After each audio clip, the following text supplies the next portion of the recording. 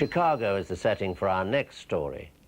With its colorful history, there is more to be found on the dark Chicago streets than booming nightlife. And many of Chicago's residents have felt the eerie presence of something more than meets the eye.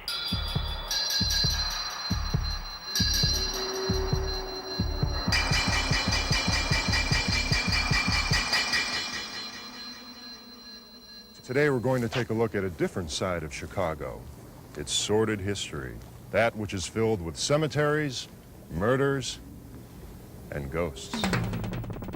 People claim to see and feel ghosts. But ghost hunters are becoming much more scientific about the spirit world. And president of the Ghost Research Society, Dale Kaczmarek, shows us how. These devices will pick up that disturbance, and then we can try other equipment like our cameras and tape recorders and so forth. Basically what this does is it picks up static electricity discharges in a given location. Another DOS meter, which doesn't give an audible signal, but actually gives LED lights. We have a Geiger counter out here. One photo taken by Dale at Bachelors Grove Cemetery shows this translucent apparition of a woman sitting on a tombstone. We're here today to find out why so many people around the Chicagoland area travel to this particular cemetery in search of ghosts. If you look at the historical significance of the area around here and the plots that they had, their names are on all the plots. The Fultons, the Wheelers, they all came from the old country, from Germany. So I assume that many of these people that are buried in here knew one another, and perhaps they're still calling their friends even after death.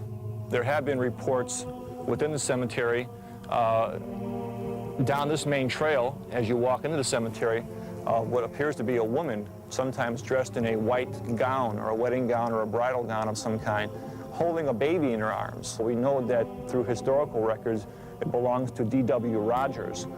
There was one recording which I had heard a number of years ago. Somebody had recorded not too far, 5 or 10 feet away from this main gate here, a sound of somebody calling Minna, Minna, sort of wailing in the wind. And there is a graveside in here with that name, that first name of Minna. The dead don't rest too easily out here at Bachelors Grove because of all the sacrifice and the things that have went on here in the past. It acts as like a battery, charging up this area to a point that eventually it discharges in a way through manifestations, through spirits, through cold spots, feelings, sightings, and balls of light that people have seen. Bachelors Grove isn't the only haunted place in the city. Next, we went to Chicago's South Side to hear the tale of a murder and a ghost. This is the roadway located directly in front of the Willowbrook Ballroom, where in 1931, Resurrection Mary, or a girl named Mary, who was later dubbed Resurrection Mary, was hitchhiking back home along this roadway when she was struck and killed by a hit-and-run automobile somewhere between the Willowbrook Ballroom and Resurrection Cemetery. And since 1931, she has been seen still trying to hitchhike back home from the Willowbrook to the cemetery and beyond, but she never gets beyond the cemetery. We're at Resurrection Cemetery in South Suburban Justice, 7600 Archer Avenue.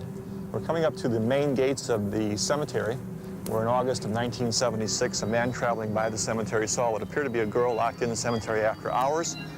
When the police were dispatched to the area, they found these two bars of the cemetery gates pulled apart and bent at a very funny angle.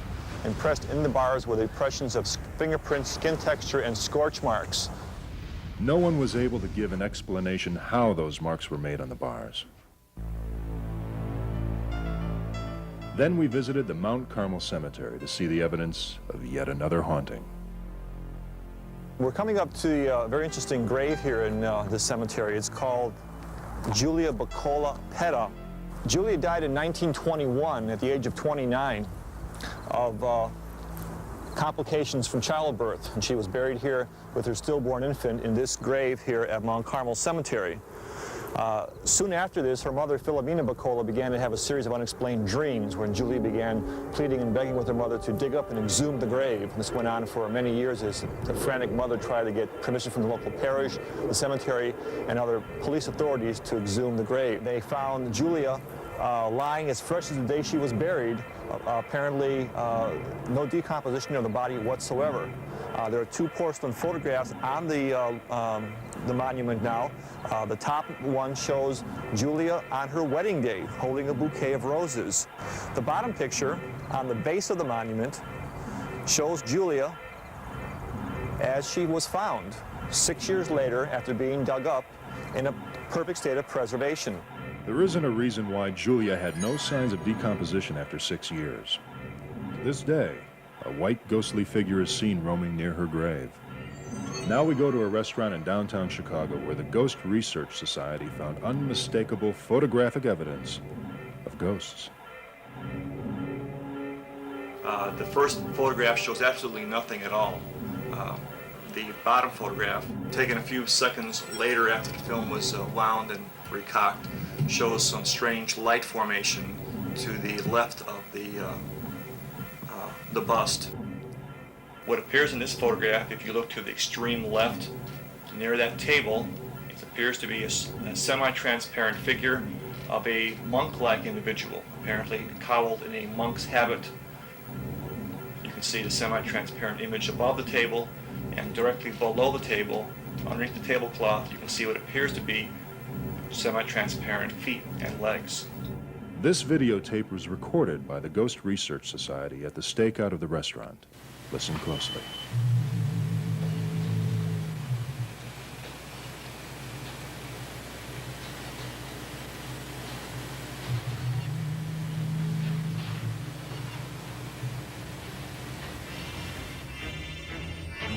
Personal accounts, recordings, and photographs. What do you think? Are the ghosts of Chicago real or unreal? After death, most souls move on to find their final resting place. But what causes some spirits to uproot and continue to linger on this earth?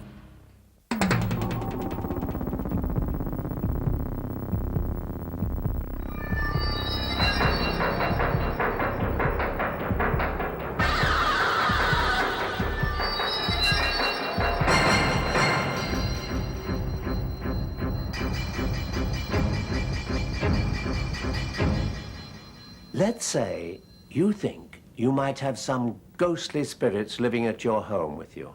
Well, if you find out your feelings were right and your fears confirmed, chances are you'd like to know what to do next. Well, so would we. Thus, our next story.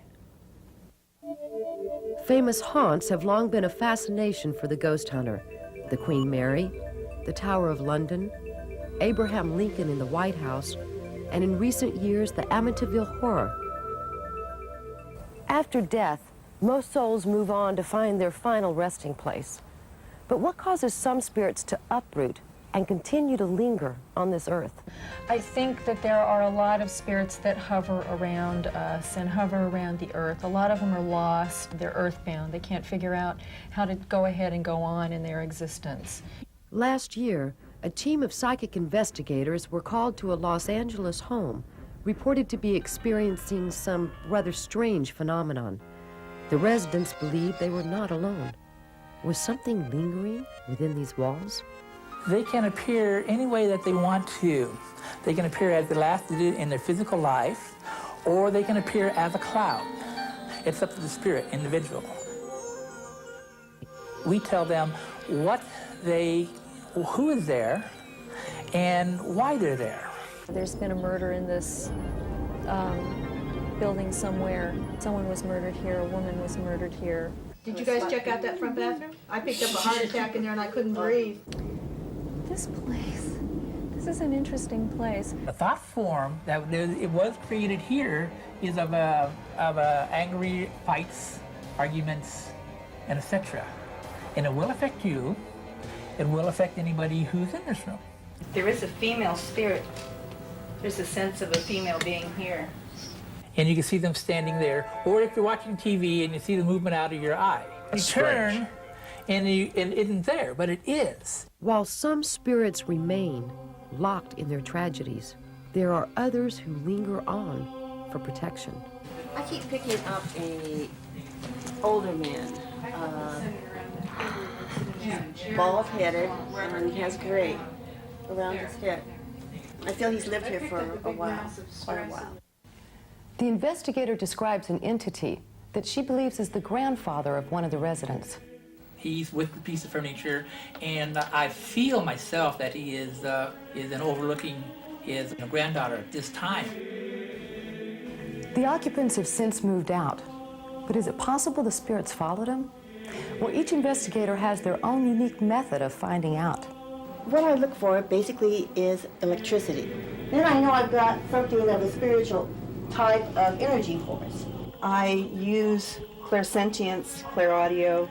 Sometimes I look at an object, get a sense of what was connected with that object. My particular specialty is sensing changes in energy density. Especially if it's a mirror that leads to an outside wall, it could be a portal from which spirits come and go. I saw them when I walked through the door. I saw them as I walk in the door, turn on my natural clairvoyancy and see who's there. The lady who was in the other condo now, she didn't come. I think she stayed with the other apartment. But one spirit was not to be missed. Something all too familiar to the team and those who live at the residence.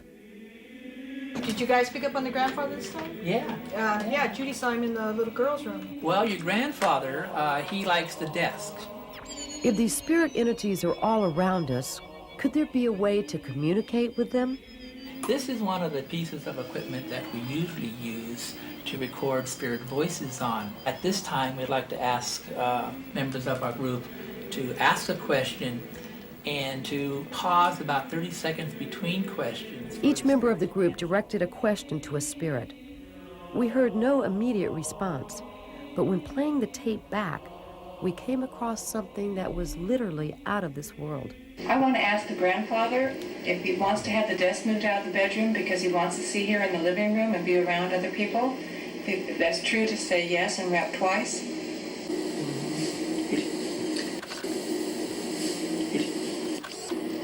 Right there, hear it? Right before.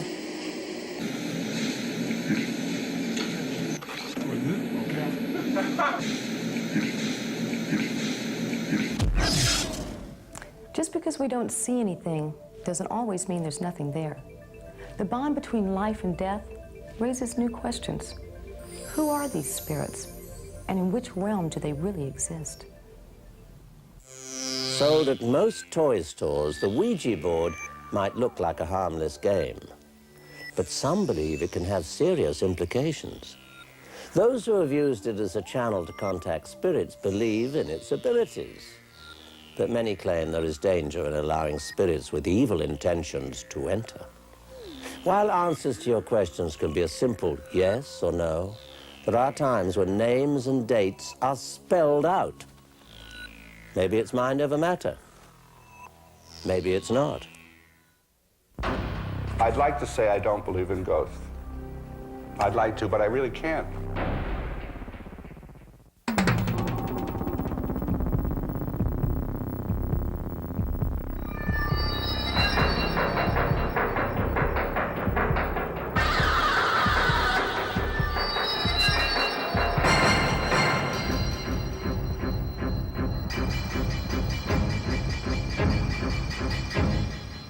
Among the glitter and glamour of Hollywood lies another dimension, the unexplained mysteries of death, violence, and tragedy which live in the haunted depths of Hollywood. From Hollywood studios to stars' homes, even the dead cannot resist being in the limelight. Internationally known artist Charles Bragg lives in a home with a uniquely star-studded legacy. This is an old house, and it was originally built by William Randolph Hearst for Marion Davies' favorite director, Robert Vignola. And from what we understand, he would rehearse her up here. There's a little theater downstairs with a proscenium and curtains, and it's like a tiny theater. And she would come up here and rehearse with Vignola, and then twice a week, William Randolph Hearst would come up here and she would put on little shows for him. I'd like to say I don't believe in ghosts. I'd like to, but I really can't. It seems to me that for so many years and so many experiences by so many different people, that it's not beyond the realm of possibility that there is something going on in this world, and in the Hollywood Hills in particular. Well, this is my studio, and it's a very important room to me, and I'd worked here for a couple of months before I realized that this is also where Marion Davies put on her little shows for William Randolph Hearst. And I thought it'd be a good idea to just hang curtains on it, you know, just to add a little atmosphere to an artist's studio. And it seems that that's when things started to happen on this platform, after the curtains went up. Suddenly our dogs started to respond. Right around 8:15 in the evening, they would be sound asleep, just relaxed by the fireplace. And all of a sudden they would jump up, get very alert, and then both of them simultaneously make their way down this little passageway, sort of almost a secret little passageway down. And I just find them down there just sitting in the dark, looking straight towards the stage.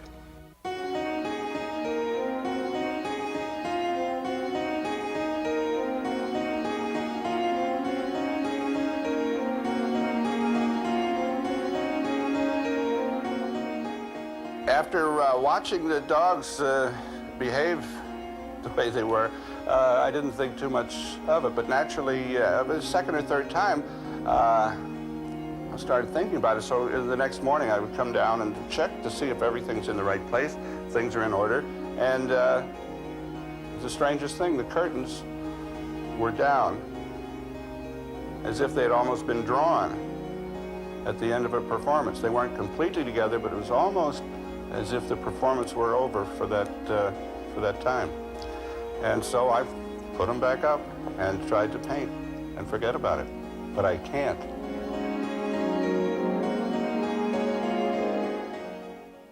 It seems that the spirit world is no longer a world apart.